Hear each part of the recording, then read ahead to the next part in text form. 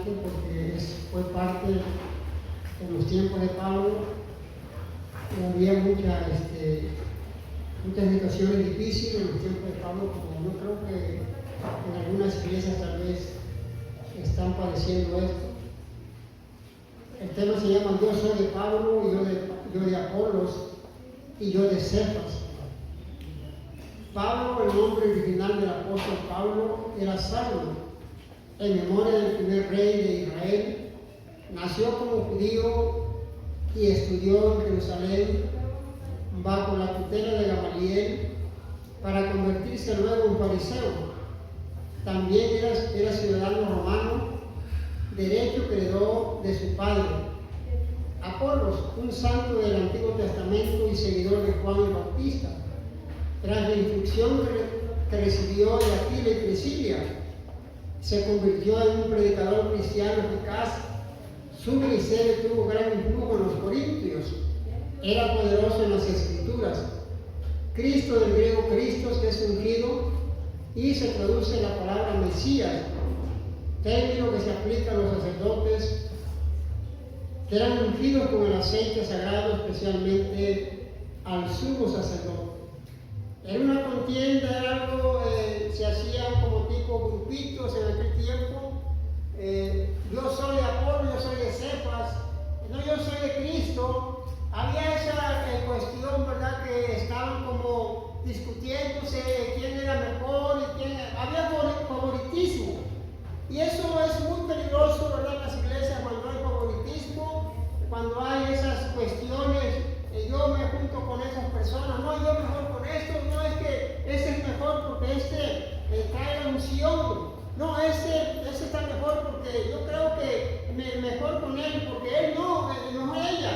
Y había contiendas. Imaginan los tiempos de Pablo cuando estaban entregados, cuando realmente no éramos como nosotros ahorita que llegamos un día nada más.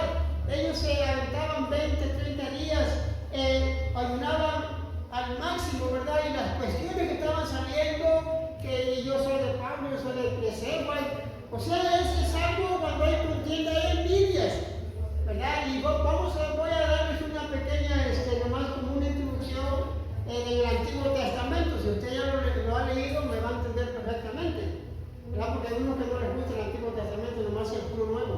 Entonces necesitamos saber el viejo para ver quién es Rahab y todo eso, ¿no? Entonces, mire, empezó en la historia de David, un chamaquín, un jovencito de 15 y 16 años, dice aproximadamente, y él llevó comida a sus hermanos que ellos estaban en la guerra con Saúl.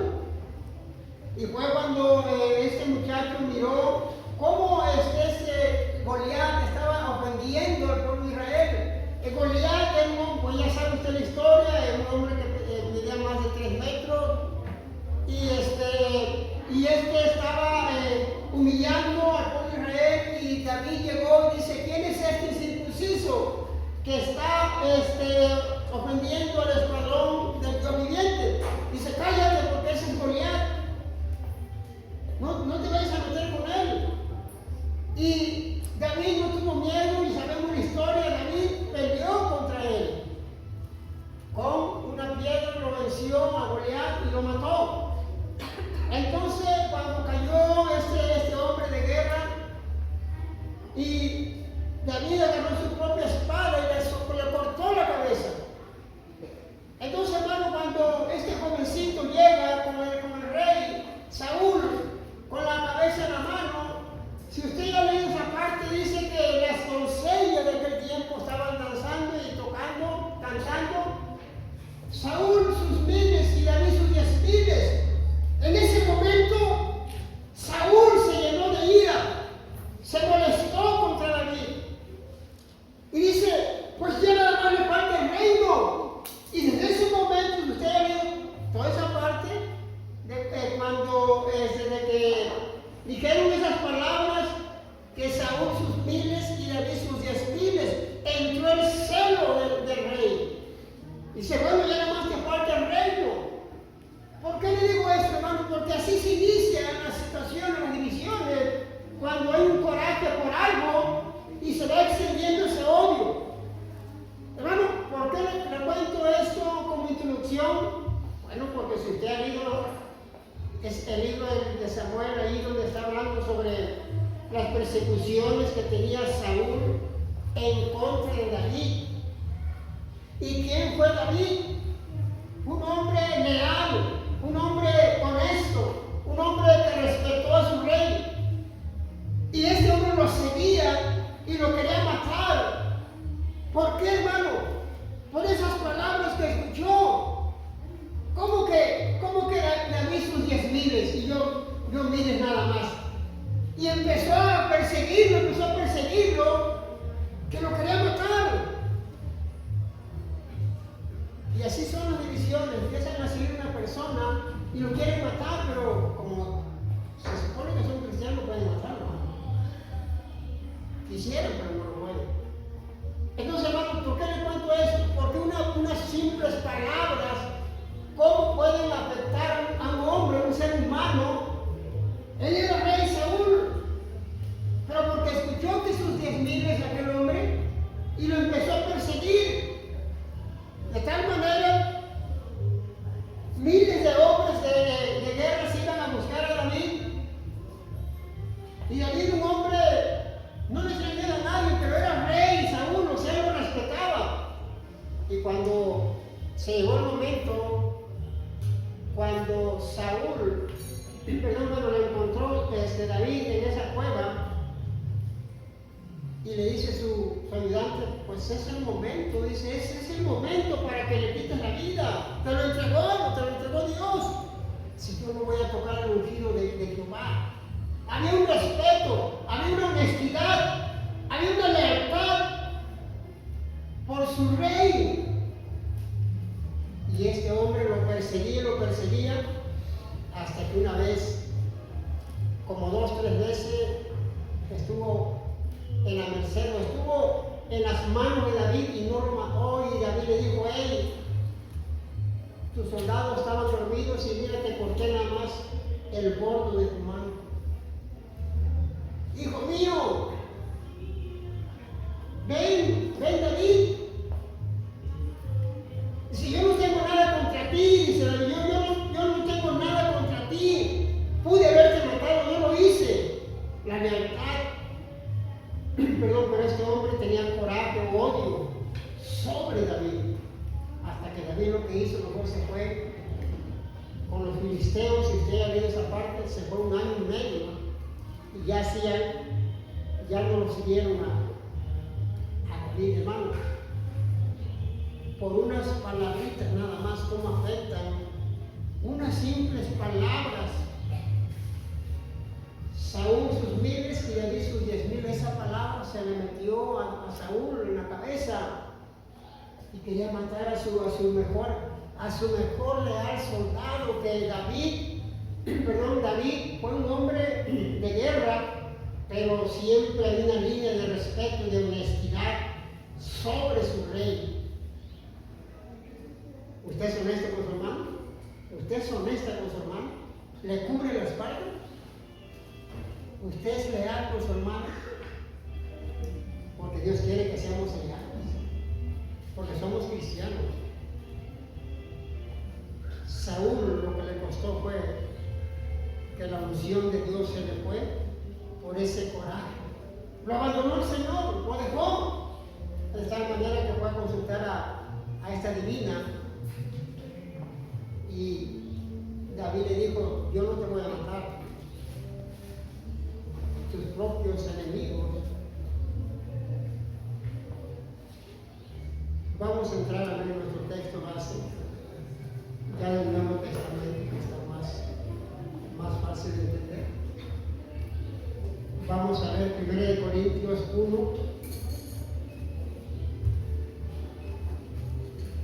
Amén. 1 Corintios 1 del 10 al 13. ¿Ya está ahí? Dice: os ruego pues, hermanos, por el nombre de nuestro Señor Jesucristo, que habléis todos una misma cosa, y que no haya entre vosotros divisiones, sino que estéis perfectamente unidos en una misma mente y un mismo parecer. Porque he sido informado acerca de vosotros, hermanos míos, por los de Cloé, que hay entre vosotros contiendas. Quiero decir que cada uno de vosotros dice: yo soy de Pablo, y yo de Apolos, y yo de Cefas, y yo de Cristo. ¿Acaso está dividido Cristo? ¿Fue crucificado Pablo por vosotros? ¿O fuisteis bautizados en el nombre de Pablo? Vamos a orar, amén, por la palabra de nuestro Dios en esta hora. Padre, te damos gracias, Señor, te pedimos que tú bendigas, Señor, de gran manera tu palabra, que no vuelva vacía, Dios, que dé fruto en nuestros corazones, Señor. A ti la gloria, a ti la honra, Padre. Tal vez los que puedan escuchar o mirar esta palabra también puedan ser bendecidos en este día, Señor. Gracias te damos en esta hora en el nombre de Jesús, por eso fuerte. Amén. Dice que habléis todos una misma cosa. Aquí Pablo está hablando de la unidad de la doctrina en la asamblea local del creyente en Cristo. Un compromiso débil con la doctrina unificada conduce a la desunión y debilita las iglesias perfectamente unidos. La idea básica es volver a juntar los pedazos de algo que antes se había roto o separado, de tal modo que no vuelva a quedar dividido. La misma mente, un mismo parecer. El apóstol demanda una unidad interna entre sus mentes individuales y unidad exterior en las decisiones que toman como grupo.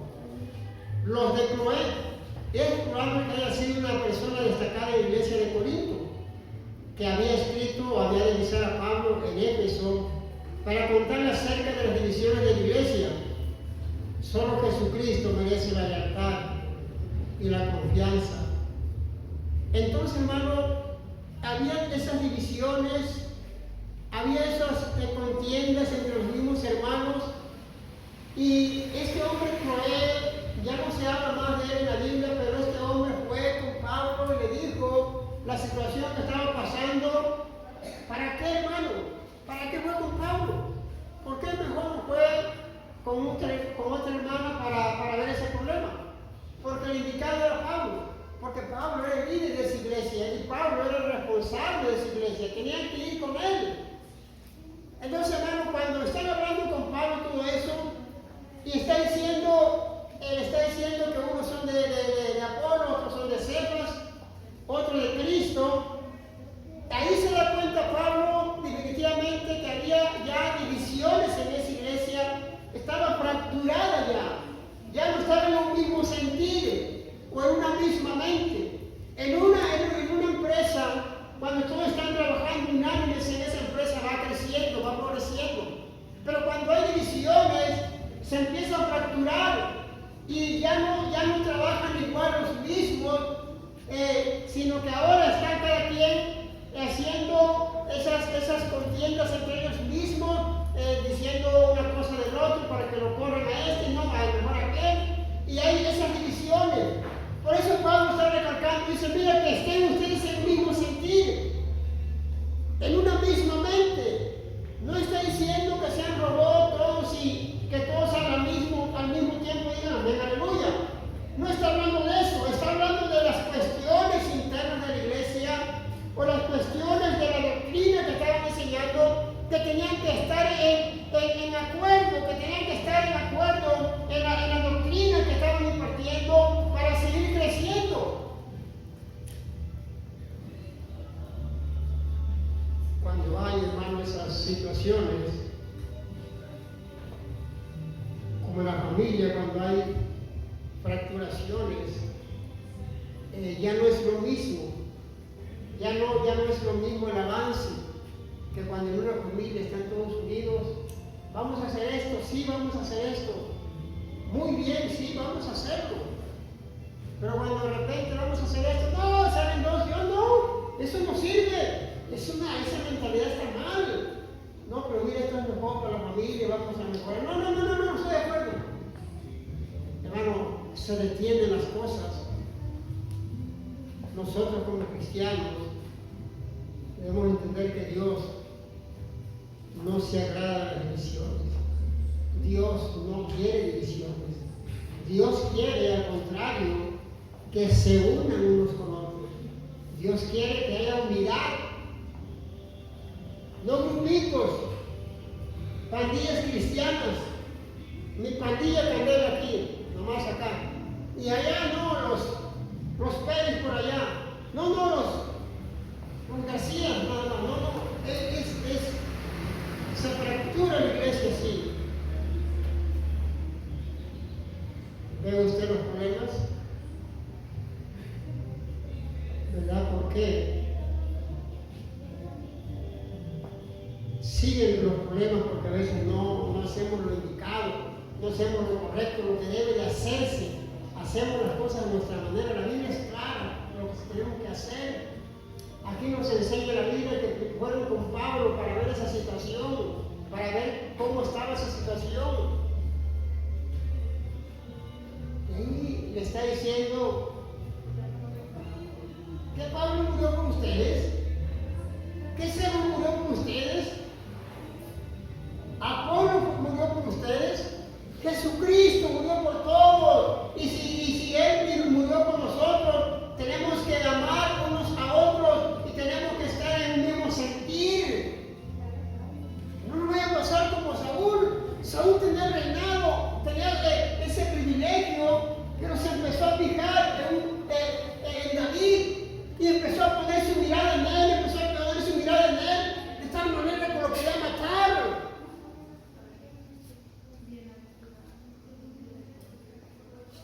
Cuando leo esa parte de ahí, o la vuelvo otra vez, digo, bueno, ¿cómo es posible?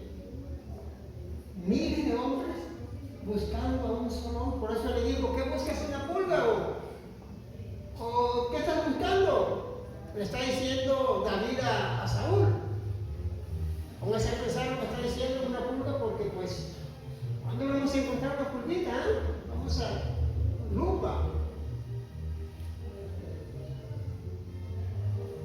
Un mismo sentir, estar unidos unos con otros, seamos transparentes unos con otros, no andar a las escondidas. Dios no quiere eso en nosotros. Dios quiere que seamos verdaderos cristianos, de una misma cara, un mismo proceder, porque hay consecuencias. Este hombre Cloé fue sincero. Él fue e informó luego inmediatamente lo que estaba sucediendo. Y la situación mejoró, porque así es, mejora la situación. A que Cloé hubiera ido con un hermano, luego con otro hermano, luego con otro. No, pues imaginas lo que se hace, lo que se ocasiona por no hacer las cosas correctas, por querer hacer las cosas a la manera de uno, no a la manera de Dios, o la manera que le está escrito. Que seamos de un solo parecer, un mismo sentir.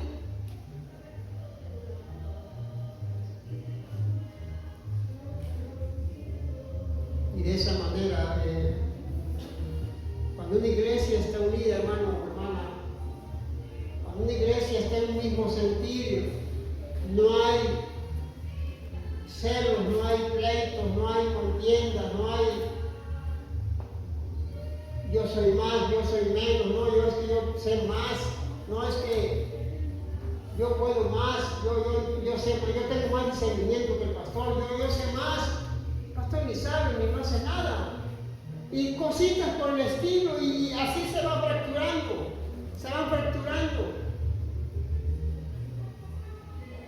Dios dice, hey, estemos en un mismo sentir, una misma mente, porque esta obra no es un hombre mortal, esta iglesia es de Dios, y esta iglesia la sostiene Dios, no un hombre, porque si fuera mía, desde el primer día que yo llegué con Lina hace 20 años, se hubiera deshecho inmediatamente, pero es de Dios. Y lo que es de Dios permanece, y lo que no es de Dios se desvanece. Yo creo que es de Dios, hasta ahorita estamos aquí. Denle un aplauso al Señor.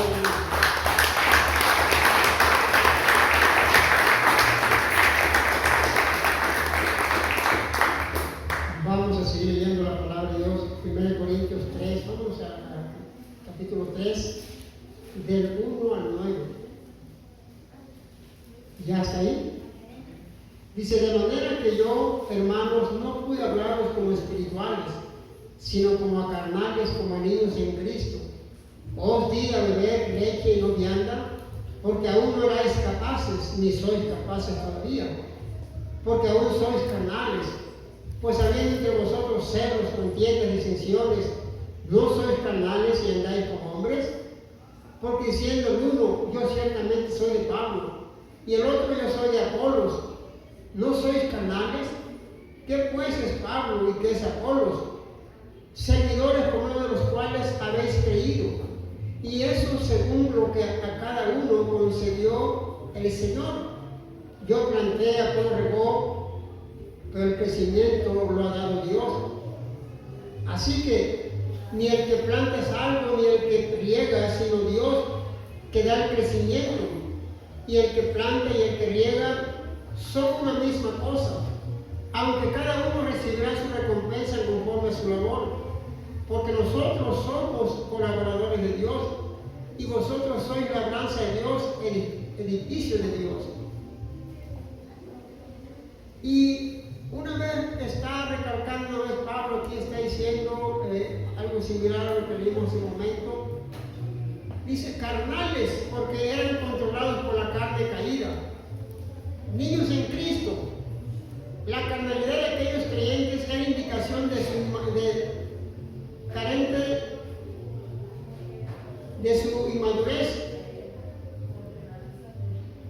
La leche no es referencia a ciertas doctrinas, sino a las verdades doctrinales que pueden digerirse con mayor facilidad y que eran dadas desde un principio a los creyentes nuevos. O sea, es la viejita. Vianda, los aspectos más profundos de las doctrinas de las Escrituras.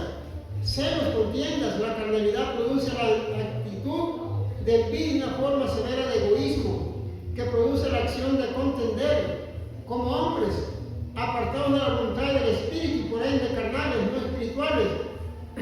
Pablo, Apolos, favoritismo y las facciones fueron resultados directos de la carnalidad. Nosotros, Pablo, Apolo, Pedro y todos los ministros son obreros iguales en el campo de labor. La vida espiritual de ese campo es resultado exclusivo de la gracia y el poder de Dios. Hermano, aquí está recalcando, dice, quería darles viandas, pero son niños todavía, dice, son carnales, porque se están dejando llevar por la carne. No de Apolo, no de Cefas, no de Pedro. Entonces, hermano, el cuerpo, si uno no tiene cuidado, se deja llevar por sus deseos. Entonces, la carnalidad, hermano, eso refleja en nosotros los celos, las herejías, las disensiones, las divisiones, porque andamos en la carne. No podemos controlar la carne porque no estamos dispuestos a humillarnos ante Dios y buscar su presencia para no vivir conforme a la carne. Se imagina, dice Pablo, dice, mejor le di leche mejor, porque las viandas, o sea, los sólidos, las profundidades de la palabra, lo que hace crecer al cristiano, dice, pues no le doy eso porque les va a hacer daño, porque son niños todavía. Entonces, hermano, cuando una persona está iniciando, se entiende. Lleva unos meses, pues tiene la leche, ¿no? Es normal. Pero al pasar ya de 2, 3 años, como los discípulos que tuvieron 3 años como el maestro, ellos ya podían entender algo más sólido. Pero dice, no les di vianda porque ustedes todavía sois carnales, dice, quieren la lechita todavía.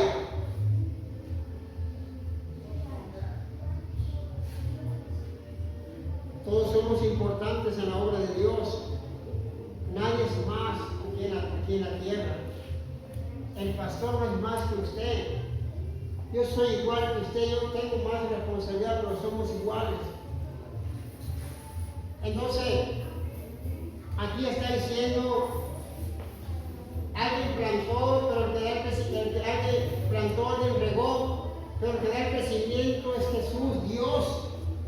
Entonces, hermano, no es Pablo, no es Apolo, no es Cefas, es Dios el que merece la gloria.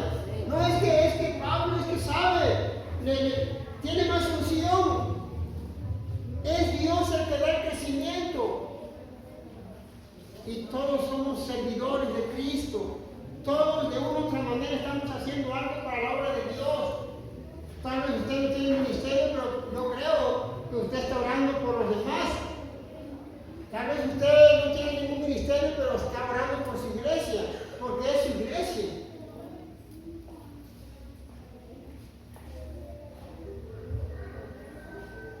Y todos son colaboradores de la obra de Dios. Unos hacen una cosa, otros hacen otra cosa, pero todos es para la gloria del Señor. Y todo lo que hagáis, hacerlo como para el Señor. Lo que usted hace es para el Señor. Lo que usted está haciendo es como para Dios, no para un hombre. Usted va a recibir su recompensa de parte de Dios. Lo que hacemos aquí en la tierra está bien, porque es parte lo que nuestras responsabilidades, pero también cada quien va a recibir su propio pago de parte de Dios, de acuerdo a lo que hagamos aquí en la tierra. Pero eso sí, la gloria siempre será para Cristo, no para un hombre. Para Cristo, porque Él es el que da la vida eterna. Entonces los colaboradores están bien. Gloria al Señor por ellos. Están haciendo, son parte de la iglesia. Pero el que da el crecimiento es Jesucristo, porque Él es el que da vida a cada uno de nosotros. Estamos aquí no por Cefas, no por Pedro, estamos aquí por Jesucristo. Nos reunimos aquí por Jesucristo, porque Él merece la gloria. Denle un fuerte aplauso al Rey de Dios.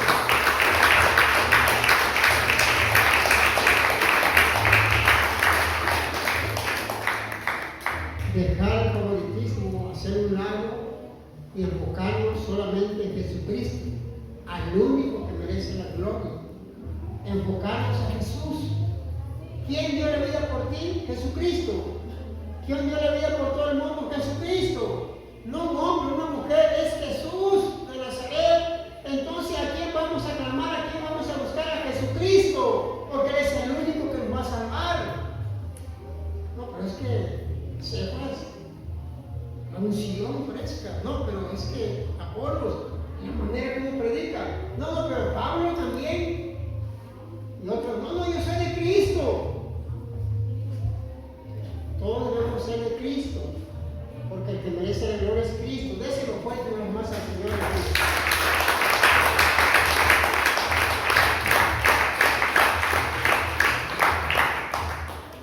Vamos a seguir leyendo la palabra de Dios ahí en Mateo 12, 25.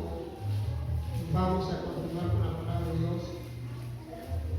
Mateo 12, 25. Ya está ahí.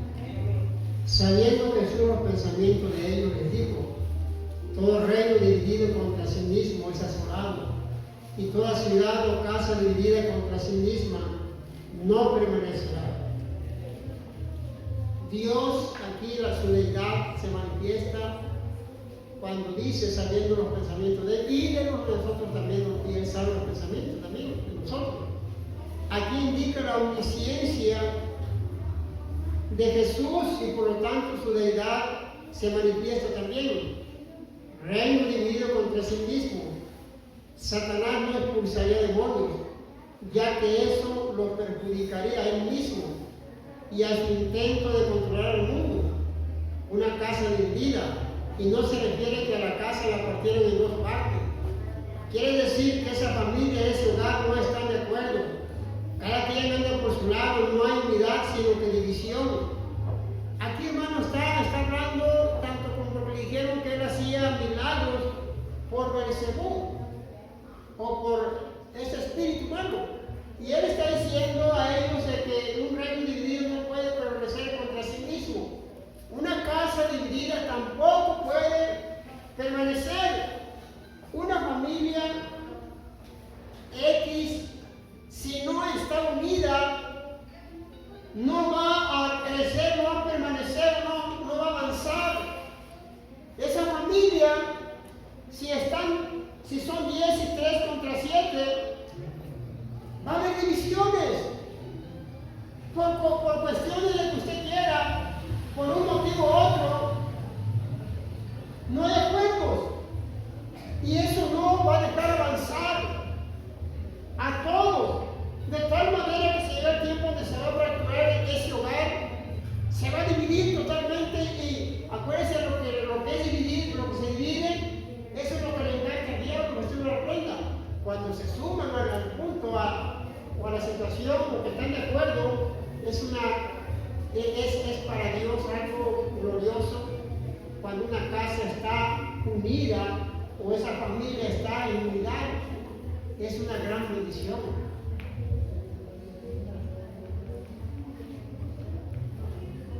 Esa casa va a ser dividida, dice, no va a permanecer, no va a avanzar. Y es igual, la iglesia dividida no puede avanzar con libertad, porque hay división. Unos quieren jalar para adelante, otros para atrás. Unos están de acuerdo en las cosas que se hacen, otros no están de acuerdo. Unos dicen, pero es que esto no está bien. Y otros dicen, pues sí, está bien. Y no hay acuerdo. Vamos a ayunar por la iglesia. No, eso yo creo que no es de Dios. Yo creo que eso nomás son cosas de ese hombre que está ahí. Y cosas que se le vienen a la mente. No hay unidad. No nos ponemos de acuerdo. Y si nos pusiéramos de acuerdo, como dice la palabra de Dios, si 2 o 3 se ponen de acuerdo, todo lo que pidieran se les daría. ¿Se da cuenta en la unidad, ponerse de acuerdo? Lo que haría Dios con nosotros.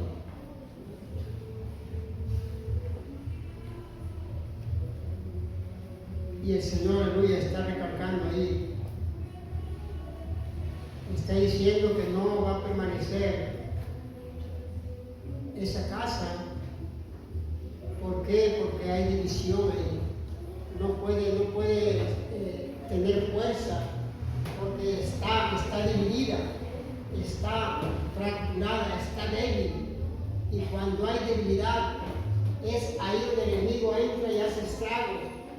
Pero la iglesia no es de un hombre, la iglesia es de Dios.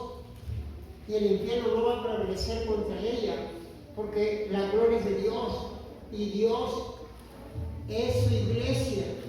Por ella dio la vida el Señor por su iglesia, y nadie la puede tocar, porque Él es el Todopoderoso, y Él la tiene en sus manos.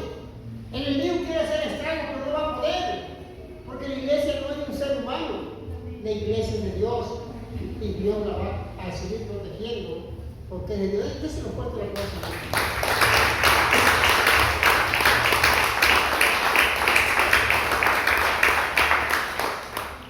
Vamos a seguir leyendo la palabra.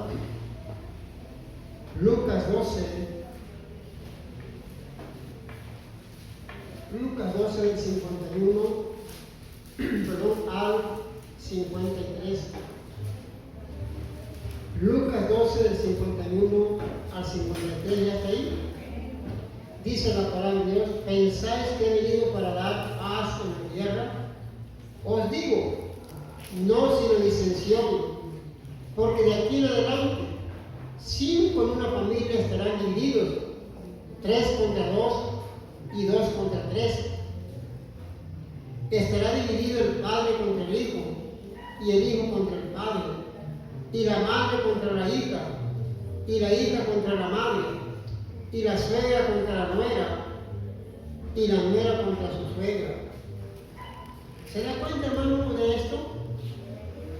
O sea, el Señor dice que no vino a traer paz, sino que disensión. Pero mire, ponga atención en esto. Está diciendo que cuando la persona se convierte a Cristo, va a tener problemas en su hogar, en su familia, porque ya no van a estar de acuerdo con él. Porque ahora es cristiano o cristiana, la gente lo va a hacer a un lado, no le va a tomar en cuenta sus ideas por el hecho de ser cristiano.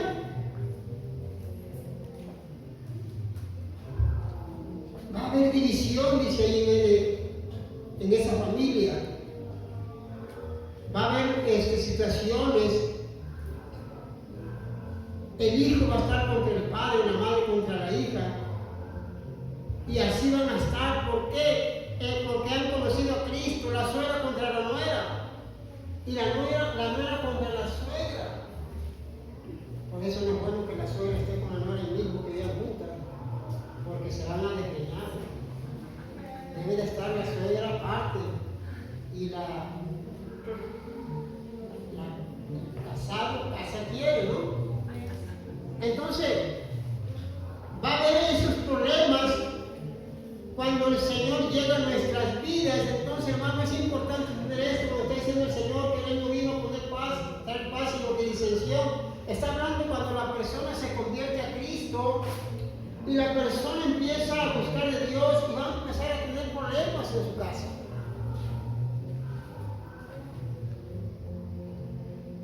Yo lo digo por la experiencia de que tuve problemas en la casa. Por el hecho de haber buscado a Dios o empezar a haber dejado las adicciones, yo pensando que les iba a gustar, porque digo, bueno, se van a poner feliz. No, ya para qué te queremos así a los bares, ya no tomas, ya no fumas, eres un aburrido, un amargado. Contra ti van a estar.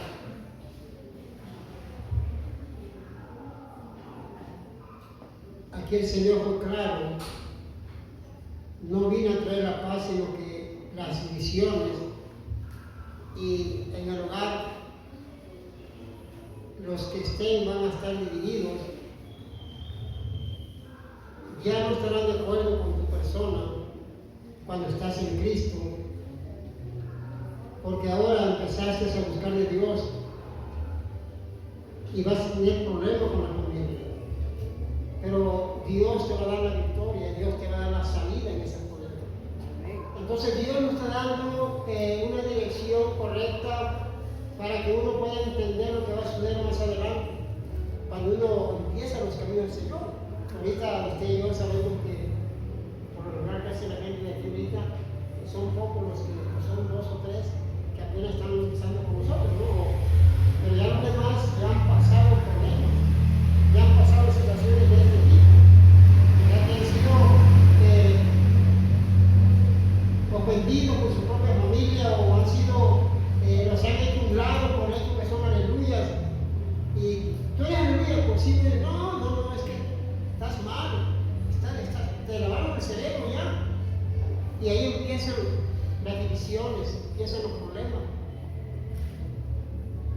Pero aquí el Señor fue claro que eso iba a pasar, que eso iba a suceder. Está la historia de esta jovencita que se convierte a Cristo. Sus padres eran islámicos y esta jovencita se convirtió al cristianismo. Y su hermanito pequeño de esta muchacha la descubrió. Ella estaba escuchando predicaciones por audífonos y este niño le agarró y escuchó y fue con su padre. Y este hombre agarró a su hija, la golpeó, la sacó la tiró y dice, ¿sabes qué? Perdón, para mí estás muerta ya. Para mí ya no existes. Para mí ya ni vuelvas a venir. La corrió de su casa por Cristo. ¿Y qué dijo este muchacho? Yo no dejaré de servir a Cristo. Ahí la corrieron, ahí le hicieron un lado. El mismo Señor dijo que iba a haber esas divisiones,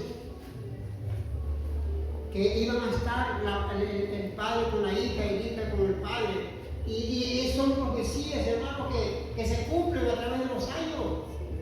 Esta muchacha se refugió en Cristo, ella sirvió a Cristo.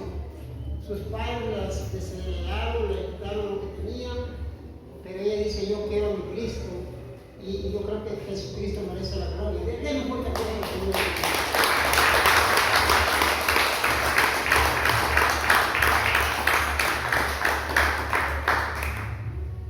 Vamos a seguir leyendo la palabra de Dios. Vámonos a Romanos 16,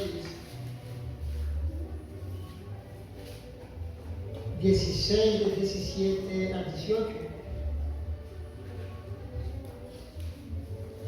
Ya está ahí.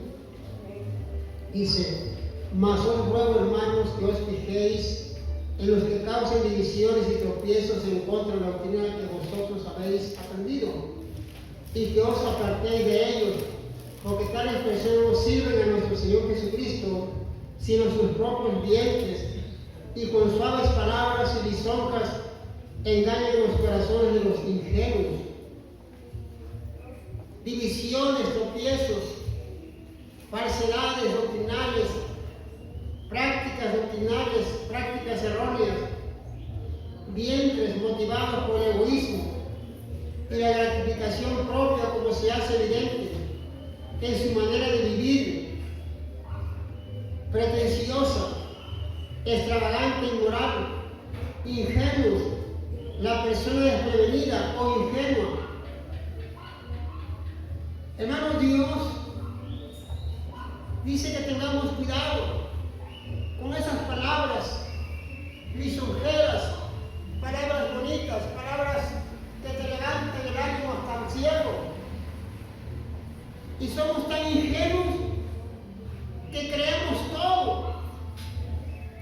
No se dice el Señor que te fijes de las personas que no sirven a Cristo, sino que sirven pero para sus propios vientres, para sus propias vidas.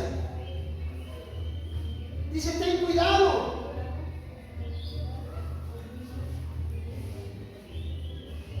Engañan los corazones ingenuos.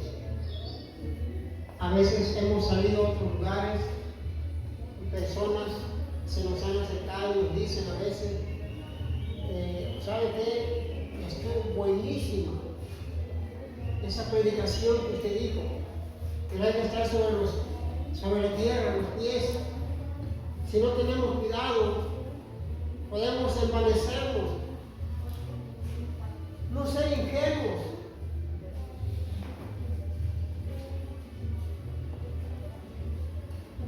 Con esas palabritas tan suavecitas, engañan los corazones ingenuos.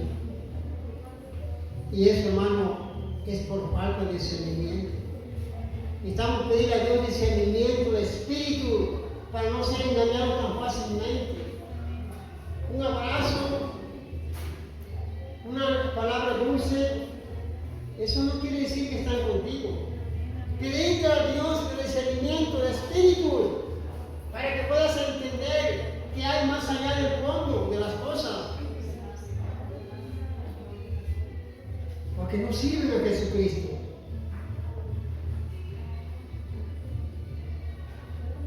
Sino que sus propios vientres, sus propios deseos, y con palabritas suaves engañan los corazones ingenuos.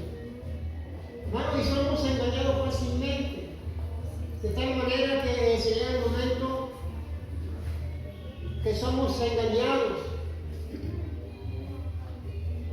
Por no hay discernimiento de espíritus en nuestras vidas. No podemos tener esa capacidad para discernir más allá de las cosas. Y todo creemos.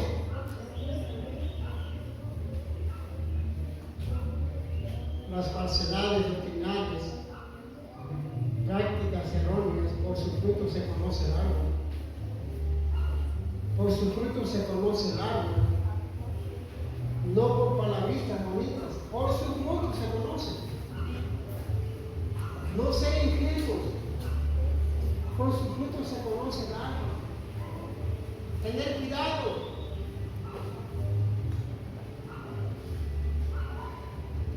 Decía mi tío, fíjate. Ten cuidado. Pedir a Dios discernimiento, que mucha falta nos hace. Y no te estoy hablando que yo soy el más espiritual de aquí de Quilpancingo. Tengo mis errores también. Pero lo que yo te estoy diciendo es para que le pidas a Dios eso. Y será de bendición. O sea, poder mirar más allá de las cosas y no dejarnos engañar por palabritas bonitas, lo que está diciendo Pablo aquí.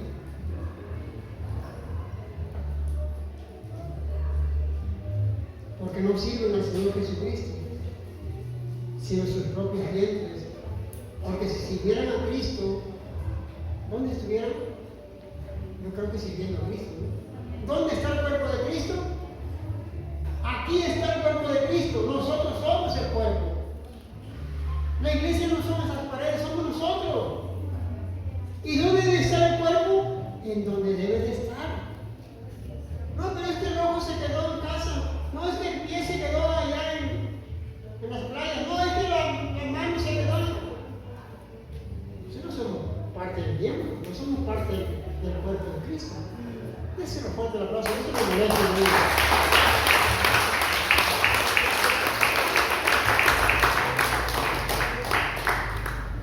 Tantos años predicando y que no me conozcan. Entonces, hermano, que Dios nos ayude a poder tener ese discernimiento para poder estar alerta. Las divisiones no son buenas. Las divisiones jamás serán de bendición en cualquier lugar. Las divisiones son fracturaciones, son debilitaciones de las iglesias. Y el enemigo eso es lo que quiere, que haya divisiones, grupitos. Eso le encanta a Satanás que se lo aprenda. No dejarnos engañar. Vamos a ser evidentes por favor. Primera de Corintios 11 del 18.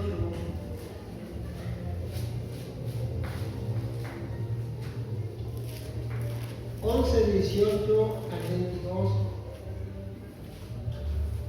Amén, ya está ahí. Dice, pues en primer lugar, cuando os reunís como iglesia, oigo que hay entre vosotros divisiones y en parte lo creo. Pablo lo está diciendo. Porque es preciso que entre vosotros haya disensiones para que se hagan manifiestos entre vosotros los que son aprobados. Cuando pues os reunís vosotros, esto no es comer la cena del Señor, porque al comer cada uno se adelanta a tomar su propia cena, y uno tiene hambre y otro se embriaga. Pues ¿qué? ¿No tenéis casas en que comáis y bebáis? ¿O menospreciáis la iglesia de Dios y avergonzáis a los que no tienen nada? ¿Qué os diré? Os alabaré. En esto no os alabo. Divisiones. La iglesia estaba fragmentada por la disensión. Manifiestos aprobados. La simpatía con ciertas facciones revelaba quienes no habían pasado la prueba de autenticidad y pureza espiritual. Esto no es comer la cena del Señor. El banquete de amor y la celebración de la comunión habían sido pervertidos a tal punto que se constituyeron en una excusa pecaminosa para el egoísmo. No podían afirmar con legitimidad que era algo dedicado al Señor, porque no lo honraban en lo más mínimo. Si tenían planificado satisfacer a sí mismos con tal apetencia, mejor sería que se quedaran en la casa de cada uno de ellos. Mire, hermano, esto está diciendo, mire, se reunían para la cena, algo solemne, algo serio, algo sagrado, pero dice literalmente ellos, unos se adelantaban, unos comían antes, y los que no tenían nada, pues estaban mirando nada más como estaban comiendo. Y los que traían ahí el vino se embriagaban ahí. ¿Se imagina, hermano, eso? Y dice, esto es egoísmo. Unos se adelantan, otros se embriagan. Dice, mejor se quedaron en casa. O sea, está diciendo, hermano, no había esa armonía, no había ese respeto unos con otros, porque había unos que eran pobres y no tenían nada que llevar. Y los que llevaban, pues, nada más ellos, acá aparte. Hermano, eso es algo incorrecto, ¿no? Pero es como aquí, supongamos los viernes que se hace el compañerismo, supongamos que usted le lleve nomás a algunos y al otro, aquí nomás una galletita, y a ti te voy a dar agua de ahí, ¿verdad? A ti no, ni tampoco a ti ni a ti, nada más a aquello, a ti te voy a dar doble porque eres mi amigo, mi amiga. Y así es de esa manera. Lo vale con la hermana aquí, la que trae una sola cosa. Se imagina que te una carne aquí, galleta, todos para allá, el resto sí debe carne. Porque ellos, no, eso sería como estar humillando a los demás, los que no tienen. Dice, ¿verdad que se iba a manifestar? Dice, hoy hay entre vosotros divisiones y en parte lo creo. Como que Pablo no estaba, que digamos, fuera de lo que están comentando. Pero dice, no se preocupen. Es bueno o está bien que haya estas disensiones, o sea, para que se haga manifiesto entre vosotros los que son aprobados, o sea, los que realmente no estaban de acuerdo. Dice, es necesario o está bien estas disensiones para que nos demos cuenta quién es el que no está de acuerdo. Eso se llama discernimiento de espíritu. Qué bueno, dice, que haya esas disensiones para así darse cuenta la realidad, lo que es el que realmente está contigo y el que no está contigo, o el que realmente está haciendo las cosas como para Dios. Dice, y se reúnen, ¿verdad? Y no es para hacer lo correcto, sino que dice, se adelantaban.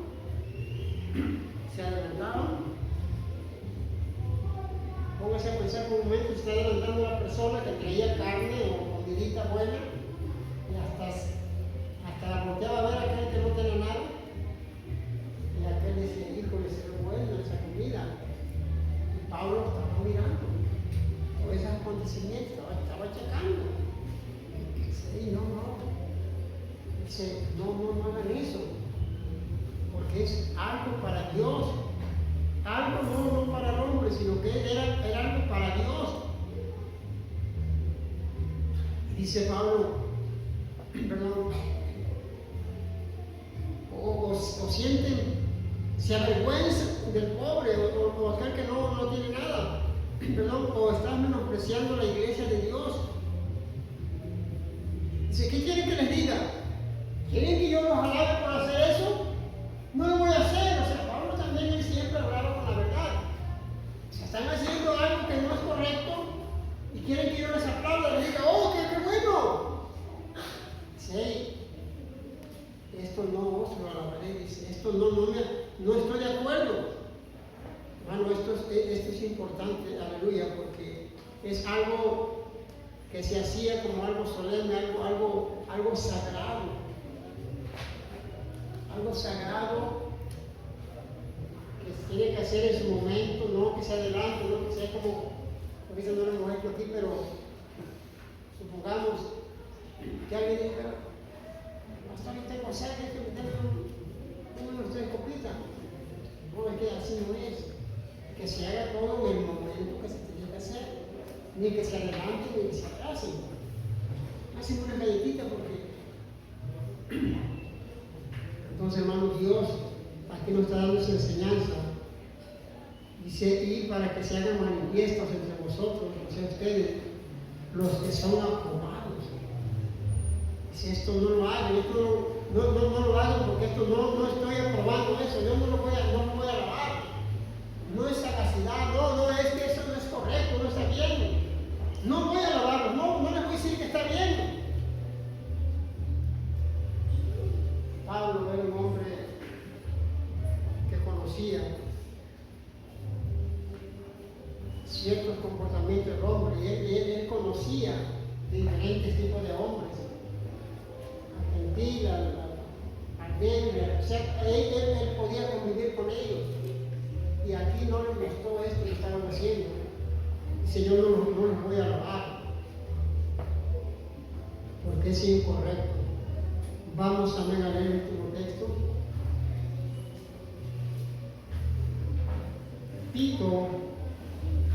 Tito 3, 10 y 11. Ya está ahí.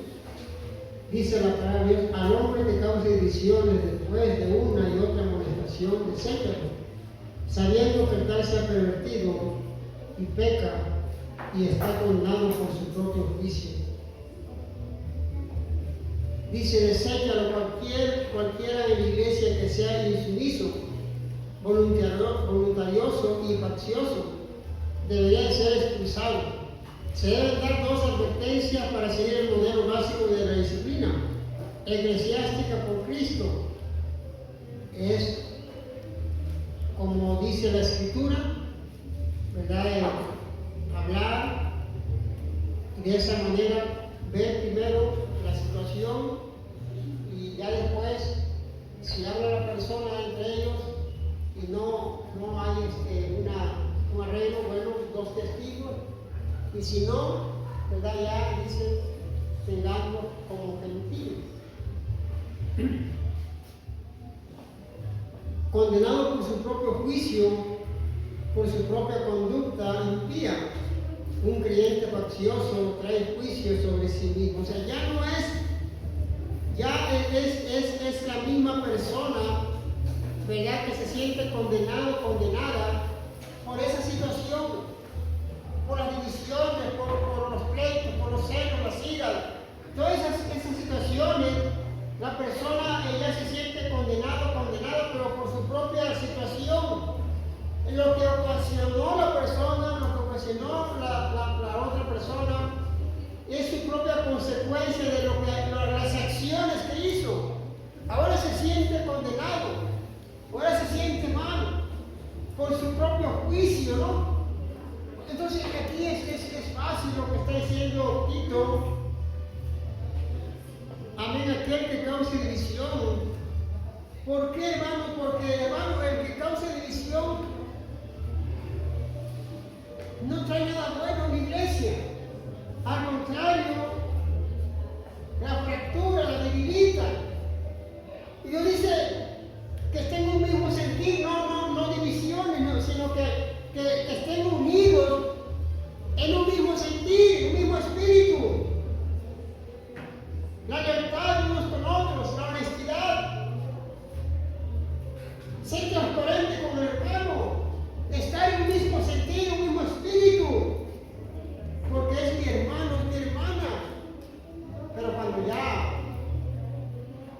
la misma persona, con su propia situación, está causando estragos, divisiones, va a haber en su propia persona esa condenación por la misma situación que se sembró, porque lo que se siembra se va a cosechar. Entonces, yo creo, amén, que esto es fácil de entender. Es fácil entender esto mejor. En vez de causar divisiones, mejor estar unidos al cuerpo de Cristo. En vez de estar desunidos, unirse, porque dice que vamos a ser rogados. Y dice en las disensiones, pero para ver quién salió aprobado, entonces se va a mirar. Dice, no, pero ¿cómo fue? No, bueno, es que es porque es consecuencia de esa situación. Y bueno, se siente condenado, condenada por el problema, por la situación. Pero es que la misma persona ocasiona y uno tiene que sufrir las consecuencias. Denle fuerte el aplauso al Señor.